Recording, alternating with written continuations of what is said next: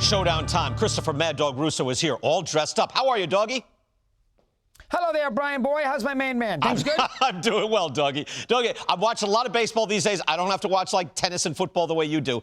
And I keep hearing in games, they're talking about the Mets and the Padres. Let's stick with Padres. That if they had won a few of those one-run games, if they just split their extra inning games, they'd be fine. I used to crow about that, dog, too, saying it's happenstance, it's luck.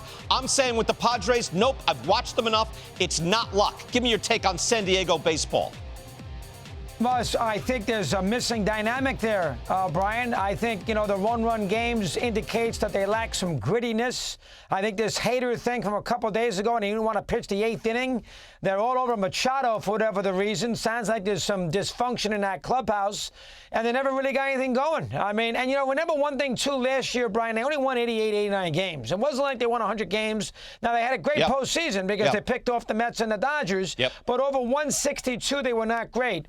Be interesting to see what they do in the offseason. You discussed it the other day with me, is do they trade Soto? I mean, they can't trade Tatis and Bogarts and, of course, Machado, but do they trade Soto, get some spare parts, get some dirt, down and dirty kind of players, gritty kind of players? Do they do that? Because the four big superstar situation did not work. They're not going to re-sign Snell. They're not going to re-sign Hader. Right. So they're going to change their pitching staff a little bit. Darvish was terrible in the second half of the year. The pitching's not bad. This is a major they're like number 2 in ERA behind Milwaukee in the league. Like they've actually pitched. Well, but no, you can recharge it, though, if you trade Soto. You'll get a lot back. Soto is hit this year. You know what else, dog? Tatis is not the same player since the drug suspension. Oh, by the way, I know everyone's lauding him. He plays a great right field, and that's to his credit.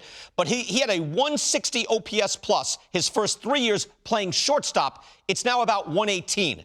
That's a very different player. Wow, no one has written about that. He is not. Okay. Take a look at this, dog. 100 is league average in OPS plus, and to speak your language, 596 slugging for 3 years when he's 20 years old, and now he's slugging 458. That's a different guy, dog. Excellent point, Brian. Excellent. I didn't realize the numbers were that stark, and there you have it right in front of you there. Even the on-base percentage is 40 points worse. Yeah, the team is messed up. I know this is the second time in which they went all in on a lot of big players. Don't forget the Matt Kemp team. Yeah. And that was a disaster, too. That team was older awful. guys. So this is the second time. Right. Yeah. Those were I understood that team failing. That was like the 92 Mets, who I brought up. Worst team money can buy. You're buying older guys with good reputations, but they're shot. These guys weren't shot. Anyway, all right, Mariners-Astros, dog. Last of 3 tonight. They've split the first 2. Framber Valdez on the mound. Are we still going to Houston for the World Series? I think we're going to Baltimore. The Cubs had a terrible loss last night. Be interesting to see if the Cubs can bounce back. Miami now controls their destiny. I thought you didn't like Baltimore's pitching. They haven't done it before. They don't have experience. I hear you. I hear D-Row. Everyone's down on Baltimore in the playoffs. You're right. No? I understand, but they're going to avoid the wild card round, that American League, if there's not these great teams. But say this tonight, though, Brian, and you're on top of it. This game in Seattle tonight, the winner of the game probably will end up, I think, making a postseason. If the Seattle wins, there'd be a game up on a loss column, and they have tiebreaker.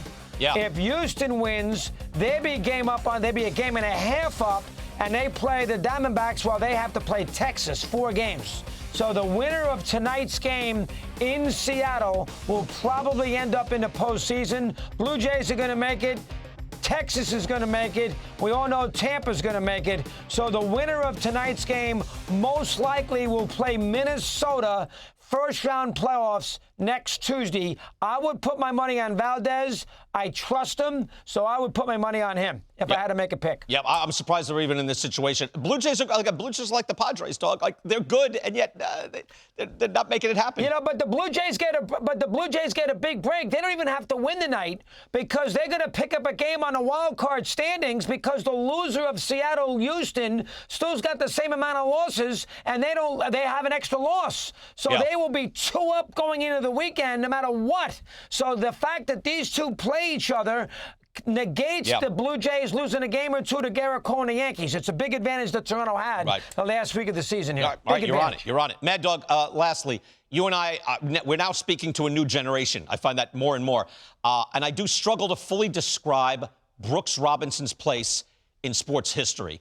Give me your take on Brooks. Again, we were growing up watching. We were kids. We're watching the great Brooks Robinson. Again, one of the biggest stars in the country, not just in baseball, in the country. Just a a name recognition alone, Brooks Robinson stood for something.